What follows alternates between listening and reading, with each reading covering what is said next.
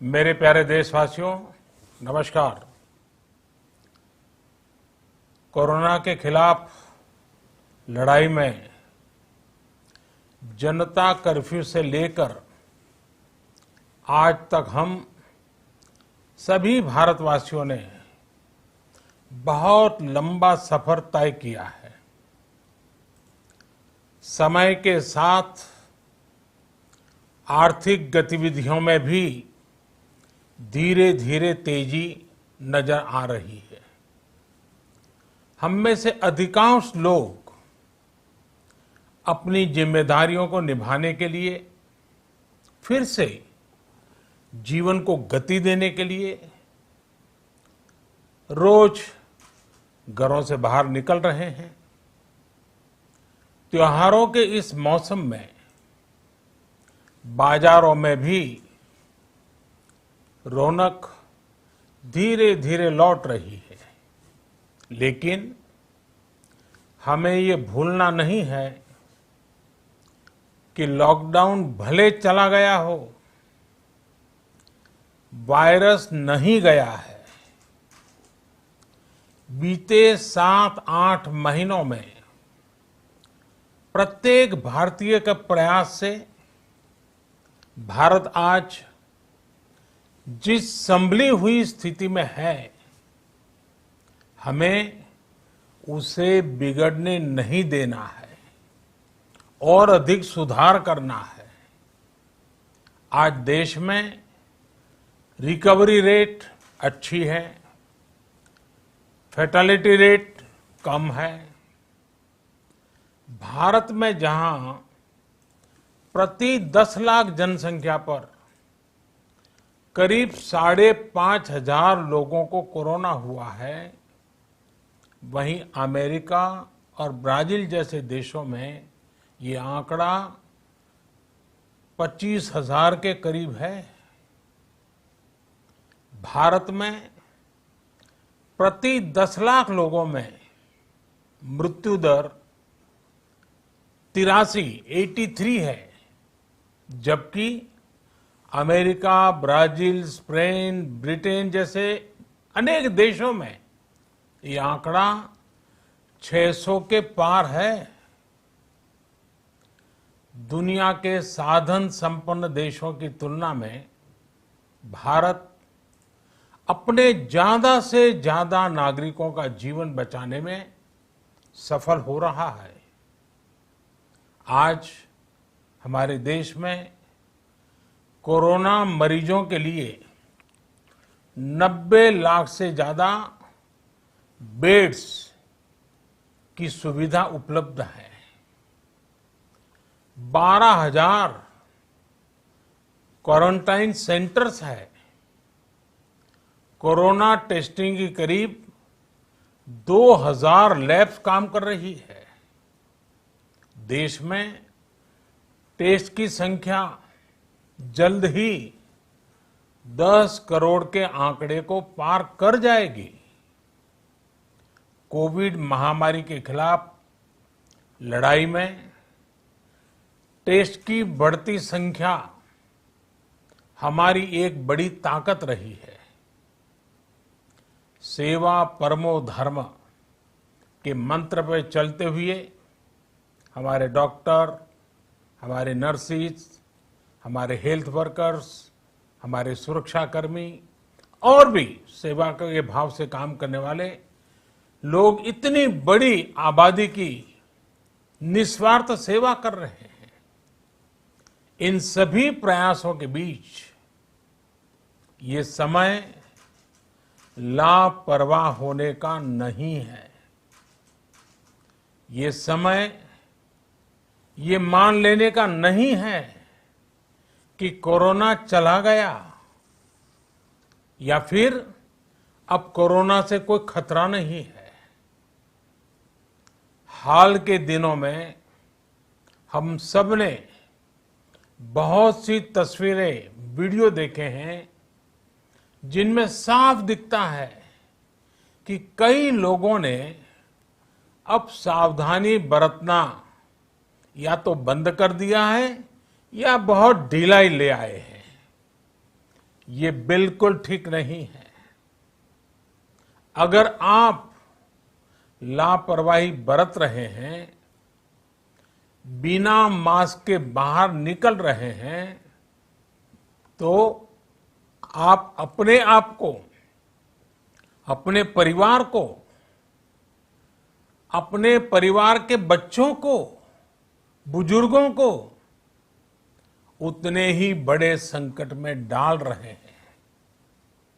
आप ध्यान रखिए, आज अमेरिका हो या फिर यूरोप के दूसरे देश, इन देशों में कोरोना के मामले कम हो रहे थे, लेकिन अचानक से फिर से बढ़ने लगे हैं और चिंताजनक वृद्धि हो रही है। साथियों, संत कबीरदास जी ने कहा है,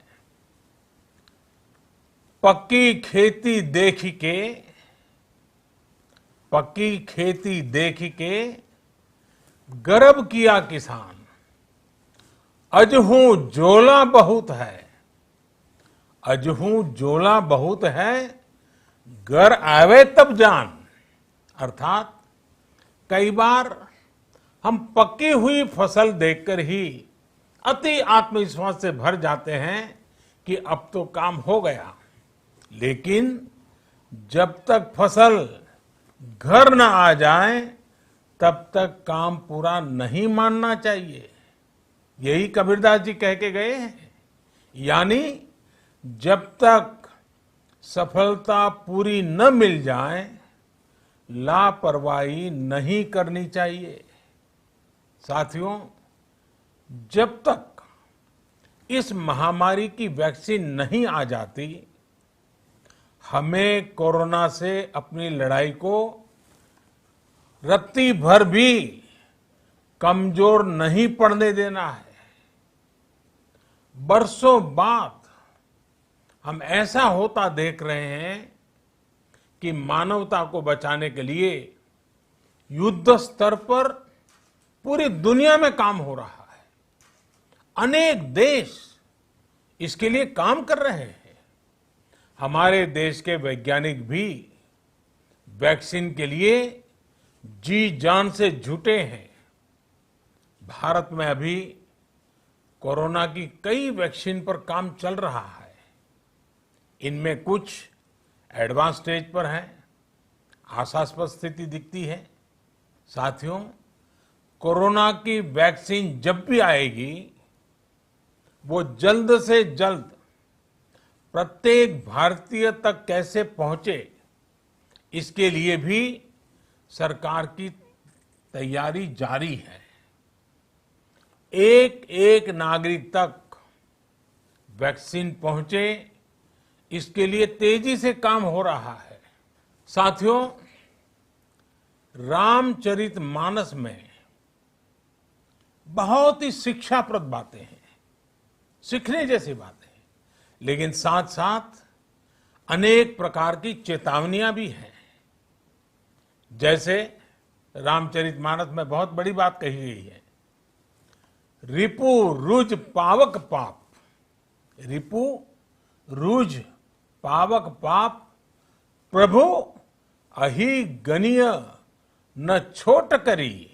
अर्थात आग, शत्रु, पाप यानी कि गलती और बीमारी, इन्हें कभी छोटा नहीं समझना चाहिए। जब तक इनका पूरा इलाज न हो जाए, इन्हें हल्के में नहीं लेना चाहिए। इसलिए याद रखिए, जब तक दवाई नहीं, तब तक ढिलाई नहीं। त्योहारों का समय हमारे जीवन में खुशियों का समय है, उल्लास का समय है। एक कठिन समय से निकलकर हम आगे बढ़ रहे हैं। थोड़ी सी लापरवाही हमारी गति को रोक सकती है, हमारी खुशियों को धूमिल कर सकती है। जीवन की जिम्मेदारियों को निभाना और सतर्कता, ये दोनों साथ साथ चलेंगे, तभी जीवन में खुशियां बनी रहेगी। 2 गज की दूरी, समय समय पर साबुन से हाथ धुलना और मास्क लगाना, इसका ध्यान रखिए। और मैं आप सबसे करबद्ध प्रार्थना करता हूं, आपको मैं सुरक्षित देखना चाहता हूं, आपके परिवार को सुखी देना चाहता हूं। ये त्योहार आपके जीवन में उत्साह और उमंग भरे, ऐसा वातावरण चाहता हूं। और इसलिए मैं बार बार हर देशवासी से आग्रह करता हूं। मैं आज अपने मीडिया के साथियों से भी, सोशल मीडिया में जो सक्रिय हैं उन लोगों से भी बड़े आग्रह से कहना चाहता हूं कि आप जागरूकता लाने के लिए, इन नियमों का पालन करने के लिए जितना जन जागरण अभियान करेंगे, ये आपकी तरफ से देश की बहुत बड़ी सेवा होगी। आप जरूर हमें साथ दीजिए, देश के कोटि कोटि जनों को साथ दीजिए। मेरे प्यारे देशवासियों, स्वस्थ रहिए, तेज गति से आगे बढ़िए और हम सब मिलकर के देश को भी आगे बढ़ाएं। इन्हीं शुभकामनाओं के साथ नवरात्र, दशहरा, ईद, दीपावली, छठ पूजा, गुरु नानक जयंती समेत सभी त्योहारों की सभी देशवासियों को एक बार फिर से बहुत बहुत बधाई देता हूं।